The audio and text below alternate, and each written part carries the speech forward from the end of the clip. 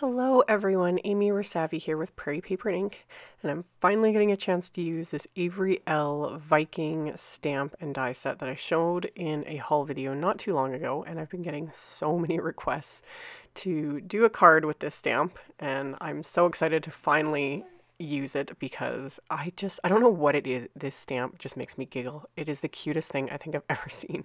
So I inked it up with Hero Arts black ink, and I had this scrap of Bristol cardstock that is super smooth, and the size of the cards just happened to fit both the Viking die plus the hearts dies, which I had already snipped out of the center of the die, and I kept all the hearts together.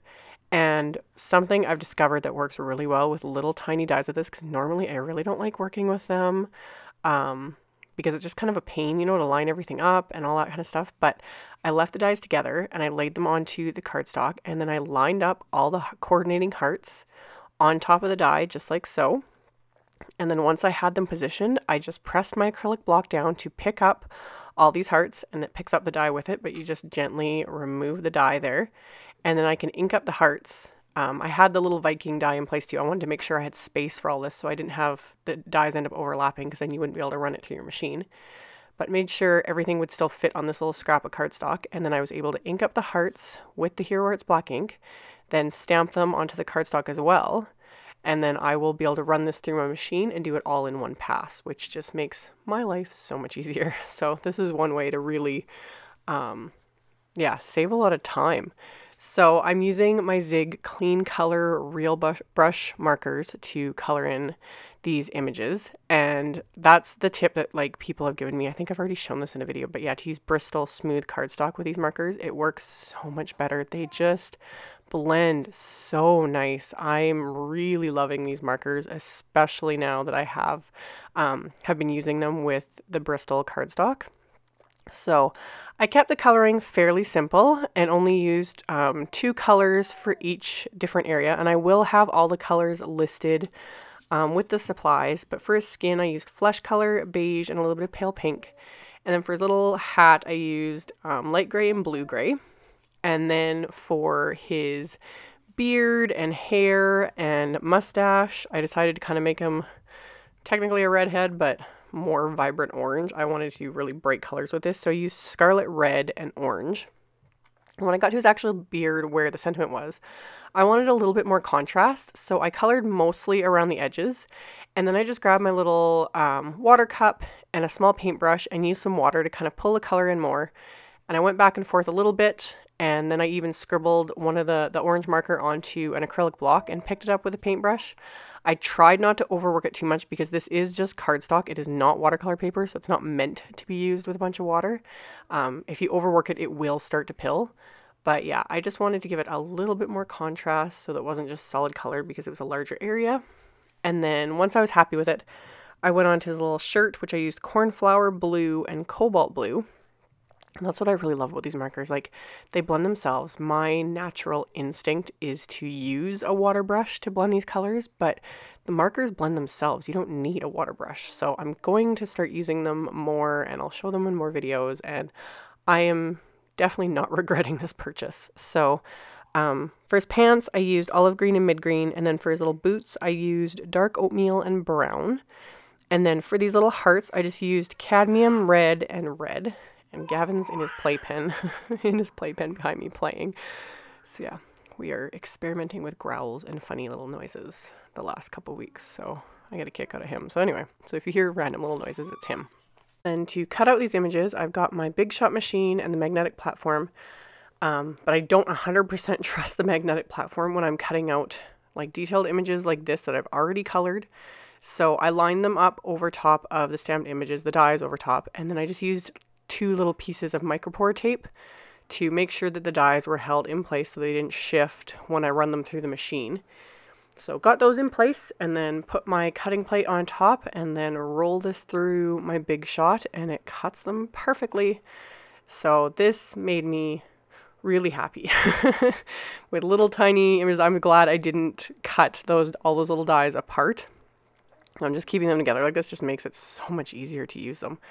So got those die cut, and while I had my machine out, I pulled out one of my favorite things cross stitch rectangle stacks dynamics and a scrap of white cardstock and just ran that through as well, just so that I've got the die cutting done and can then put my machine aside.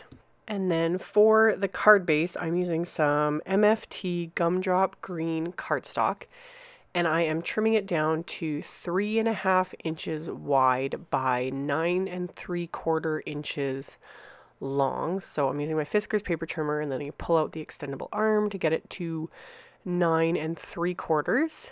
And then I just use the groove of the paper trimmer where where you cut, and my Teflon bone folder, and I line it up to 4 7/8 inches. So this ends up making a 4-bar sized note card. So 3.5 inches by 4 7/8.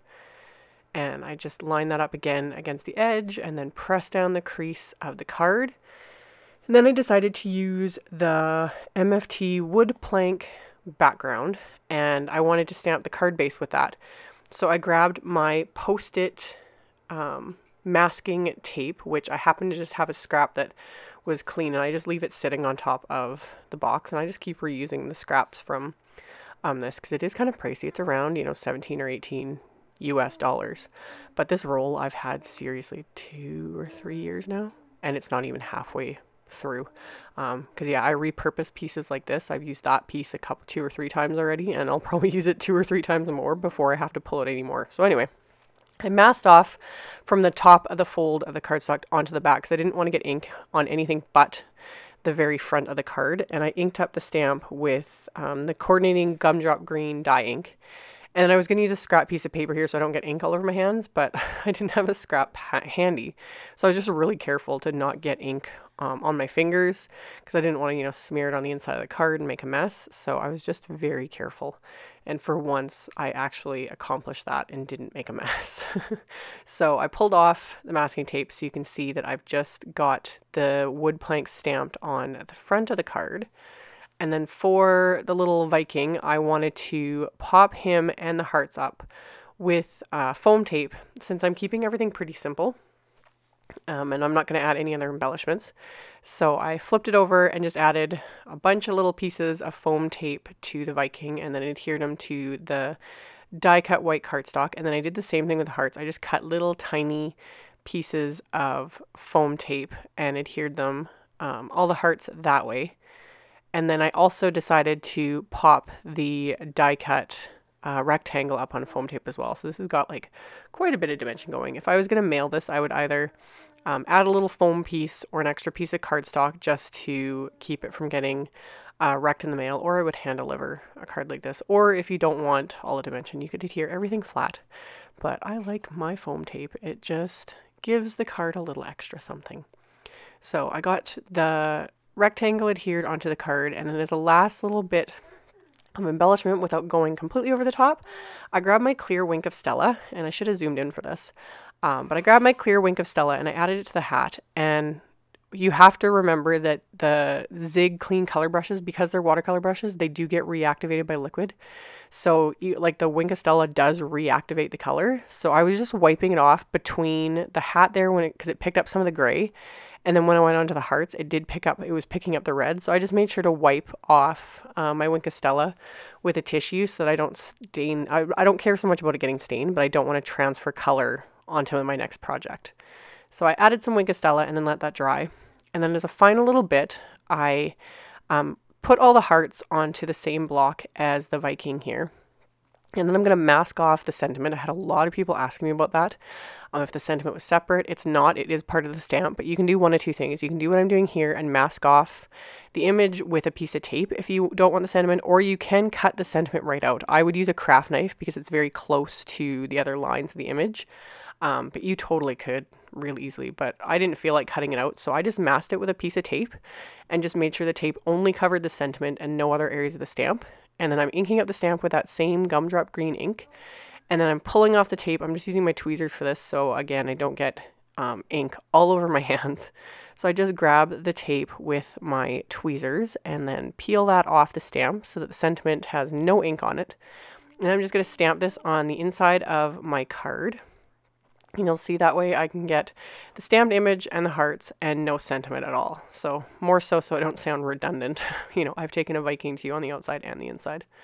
So this is a great way to be able to stamp that little guy for other themes. A lot of people were going on about like Lord of the Rings theme cards, that sort of thing. So this image, of course, is perfect for that. So that is it for my card today. If you're interested in any of the supplies I used, you can check out the links below the video in the description box. There'll be a link to my blog post, as well as a link to all the supplies used, as well as links to the other cards in the series. Thank you all so much for watching and subscribing and thumbs upping my videos. I really appreciate it, and I will see you all guys in the next one. Bye.